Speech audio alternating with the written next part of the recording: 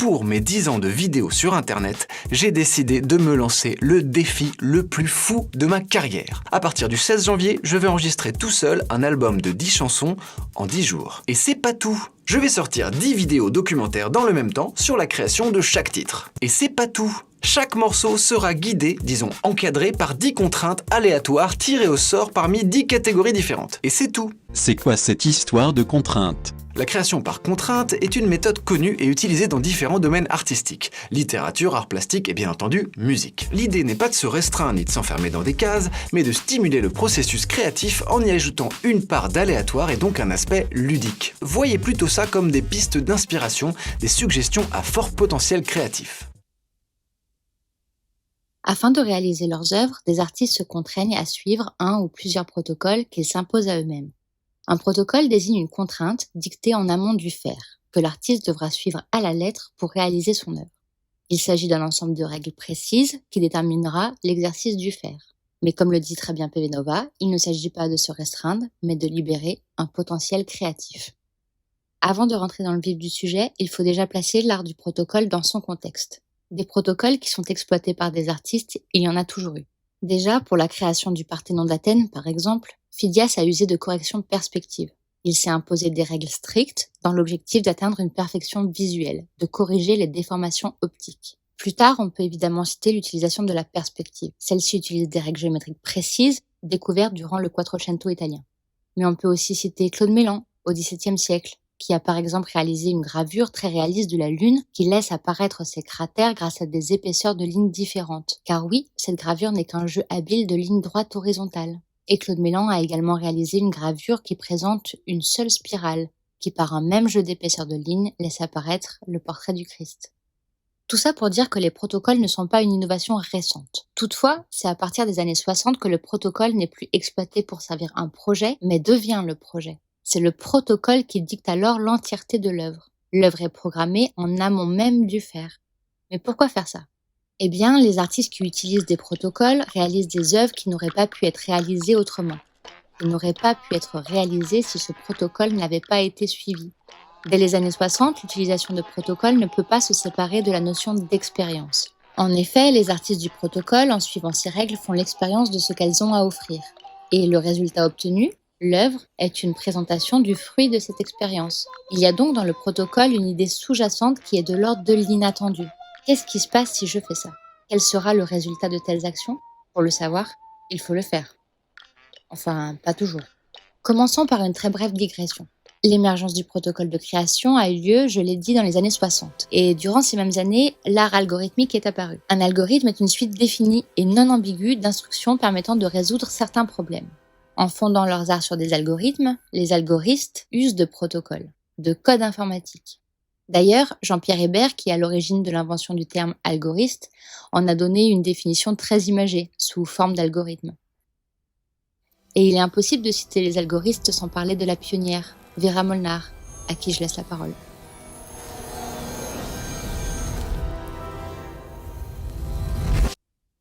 Alors, l'ordinateur, je crois, a été inventé pour moi. Enfin, je ne vois vraiment pas pourquoi d'autres. On fait de la peinture non figurative avec des éléments géométriques. Et puis, il y a un moment où on a l'impression que quelque chose se passe. Ou un assemblage, ou une surprise, comme le dit Baudelaire. Alors, pour détecter ce moment extraordinaire, quand l'art, nommons-le comme ça, apparaît, on n'a pas assez de temps et de force de le faire à la main, parce que ça voudrait dire faire des millions ou des milliards de variantes. Et là, vous avez un esclave qui suit vos désirs. Ça permet de matérialiser très vite les pensées visuelles que vous avez, que vous n'auriez pas pu faire pour manque de temps, manque de force, manque d'acuité visuelle.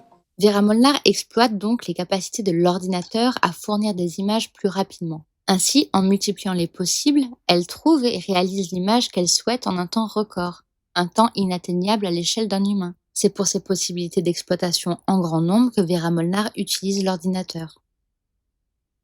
Et cette recherche du grand nombre, d'exhaustivité, se retrouve chez des artistes qui n'ont pas recours aux arts numériques. Parmi eux, on peut citer Claude Klossky, qui a réalisé en 1989 son œuvre explicite Toutes les façons de fermer une boîte en carton. Claude Klossky a un attrait quasi obsessionnel pour l'archive et le classement. Ici, il répertorie toutes les manières de fermer une boîte en carton. Toutes. Il ne s'agit pas d'en oublier une. Mais il a également, par exemple, classé les 1000 premiers nombres par ordre alphabétique. Là non plus, son protocole exige qu'aucun impair ne soit fait. Dans un autre registre, l'artiste Jochen Gertz a réalisé le Monument invisible, avec l'aide de ses étudiants.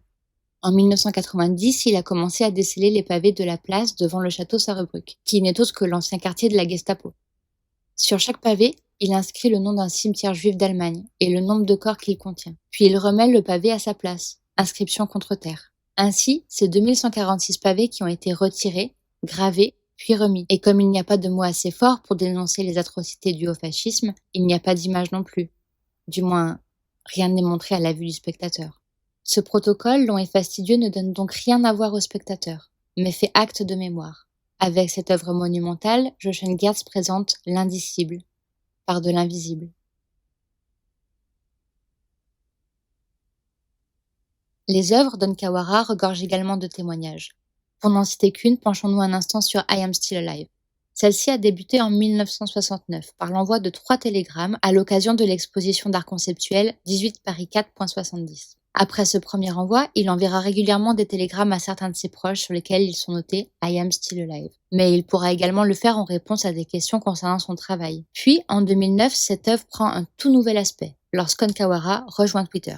Sur son compte, tous les tweets étaient identiques. On pouvait y lire « I am still alive », #art.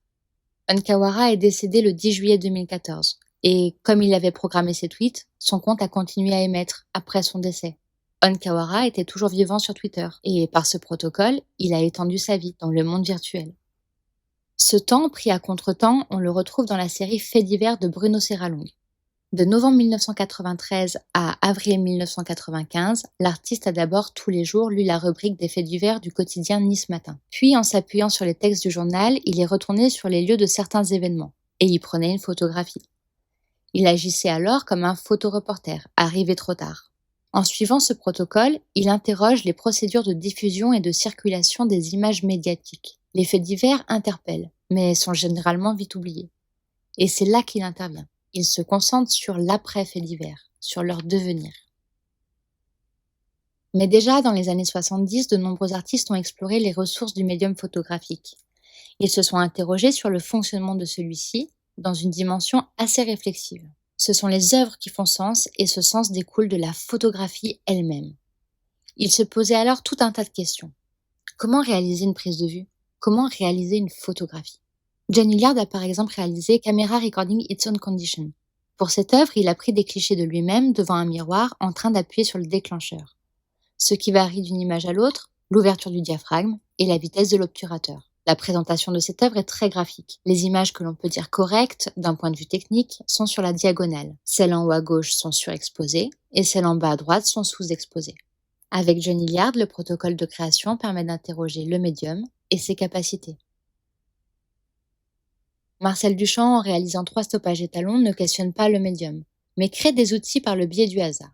L'artiste a laissé tomber 3 fils d'1 mètre de long sur des panneaux peints en bleu de Prusse. Marcel Duchamp réalise alors 3 règles en bois qui suivent les courbes des fils tombés. Il crée ainsi ce qu'il appelle des gabarits du hasard. L'obtention de ces formes géométrisées ne laisse pas l'artiste prendre parti. Le protocole définit en amont l'exclu du résultat. Ce sont les lois de la physique et le hasard qui dictent la forme de ces règles en bois. Les variations obtenues ne résultent que de la chute du fil. Puis ces nouvelles unités formelles de longueur seront réexploitées par Marcel Duchamp dans plusieurs de ses œuvres. La structure du travail, dictée par le protocole, acquiert une signification, car Duchamp lui attribue une fonction utilitaire définie. L'œuvre devient alors un besoin et acquiert une utilité, mise au service des projets qui l'exploiteront. Le hasard inhérent à une œuvre peut donc avoir des répercussions sur des œuvres postérieures de l'artiste. François Morellet, lui, ne développe pas un outil comme Marcel Duchamp, mais il peut se reposer sur des objets insolites. Pour ses œuvres répartition de 40 000 carrés, il se base sur un annuaire téléphonique dont, évidemment, il ne maîtrise pas le contenu. Alors, leur exploitation relève d'un total imprévu. Après avoir tracé une grille de quadrillage au crayon, il colorie chaque case en fonction des numéros de téléphone de l'annuaire. Si le nombre est pair, il utilise une couleur. Si le nombre est impair, il utilise l'autre. Ainsi, il obtient des œuvres parfaitement bicolores qui se basent sur un protocole précis qui dicte l'intégralité de l'œuvre dans un hasard total. Et François Morellet explore volontiers les répétitions assorties de modifications, et ses œuvres suivent un protocole précis, mais peuvent laisser émerger des surprises graphiques, qui ne sont pas prévues par l'artiste, qui relèvent de ce que Morellet appelle des hasards programmés. Lorsqu'il a réalisé son œuvre tirée de 2 cm dont l'espacement augmente à chaque rangée de 2 mm, il ne s'attendait pas à voir apparaître des courbes circulaires. L'expression hasard programmé prend tout son sens. Il n'a pas réalisé cette œuvre pour voir apparaître ces cercles. Il a créé cette toile en se demandant ce que pourrait bien laisser apparaître la règle qu'il s'est imposée. Le programme, le protocole porte en lui le potentiel graphique qui s'y additionne. Et François Morellet est un artiste enthousiaste à l'idée de voir des incidents apparaître sur ses toiles. En gros, un incident, c'est un accident sans gravité. Avec les protocoles de création, l'incident peut être lié à la règle ou à une erreur. Car oui, l'erreur est humaine. Julien Nedelec, avec Ligne de train, explore les incidents. Durant un voyage en train entre Nantes et Rennes, il a tracé des lignes horizontales à main levée. Et les trains ont des secousses. Ces secousses se répercutent sur le tracé. Ainsi, les lignes sont ondulées. Et ce carnet de voyage, un peu particulier, s'arrête à l'arrivée en gare de son terminus. Son protocole est achevé. Mais le rapport à l'erreur peut s'appréhender de diverses manières. Frédéric Mancini, sur son spirographe à main levée numéro 4, trace en rouge une grille à main levée qu'il souhaite régulière. Mais bien sûr, il y a des approximations, qu'il révèle grâce à une reprise en noir qu'il trace à la règle. Cette deuxième trame agit comme un révélateur d'erreur. Et l'image obtenue est un dialogue entre l'erreur et sa correction, qui se révèlent l'un l'autre. Dans les dessins muraux de Sol Lewitt, il ne s'agit pas vraiment d'erreur, mais des incidences du faire de celui qui dessine. En effet, la démarche de Sol Lewitt est conceptuelle, et ce n'est pas lui qui réalise les dessins. Sol Lewitt rédige les instructions, les protocoles de réalisation. Ceux-ci sont exprimés très précisément et des diagrammes accompagnent même ces règles à suivre. Mais il y a une chose sur laquelle Sol Lewitt n'a pas d'emprise. Il s'agit de la main de celui qui dessine. En effet, même si plusieurs personnes suivent le même protocole, il y aura indubitablement des variantes. Mais Sol Lewitt en a conscience. Il l'exprime d'ailleurs. Les variations sont des incidents admis, acceptés par l'artiste.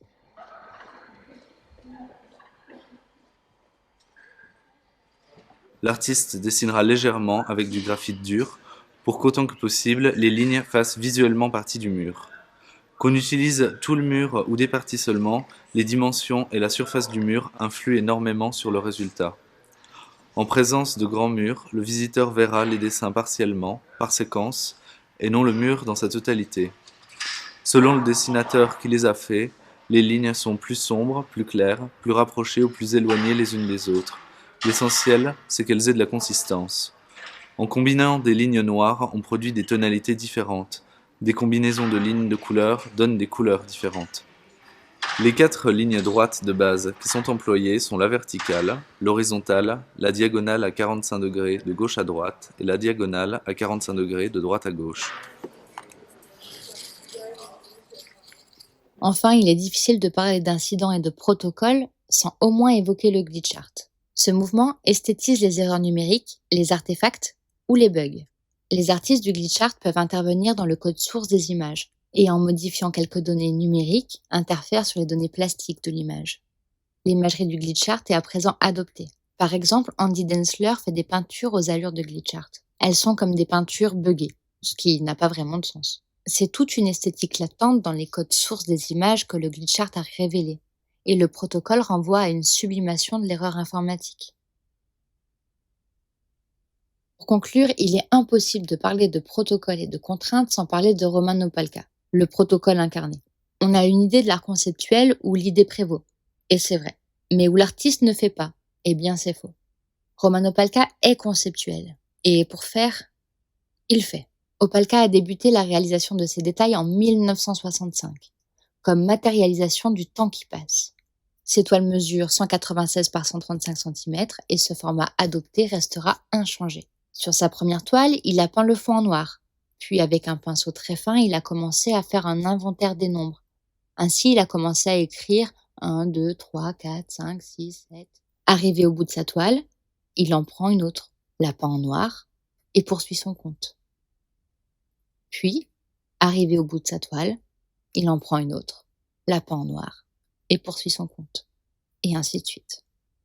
Et quand il part en voyage, eh bien, il poursuit son décompte sur des feuilles, parce que cette œuvre est un travail de tous les jours. Oui, oui. Et quand il se trompait, eh bien, il revenait en arrière et il reprenait où il s'était trompé. Oui, oui. Et 7 ans après avoir commencé, il a atteint 1 million. Alors, il a décidé de faire évoluer son protocole. À chaque nouvelle toile, il décide d'ajouter 1% d'une autre teinte de blanc dans la peinture servant de fond à sa toile. Nous sommes en 1972 et le fond des toiles commence très légèrement à s'éclaircir, mais de manière imperceptible. C'est en 2008 que Romano Palca atteindra le blanc sur blanc, mais il poursuivra sa démarche jusqu'à son décès, en 2011. Et sur son dernier acrome, un dernier chiffre. 5 607 249. Et c'est pas tout. Afin de matérialiser davantage le temps qui passe, Romano Palca a commencé à se prendre en photo devant chaque toile peinte. Ses photographies suivaient aussi un protocole strict. Toujours le même cadrage serré, le même éclairage, la même chemise blanche. Ainsi, à mesure que le temps passait, ses cheveux blanchissaient, se fondaient un peu plus dans le fond de la toile, qui blanchissait aussi. L'individu, à travers ses photographies, tendait à ne faire qu'un avec ses toiles. Et c'est pas tout.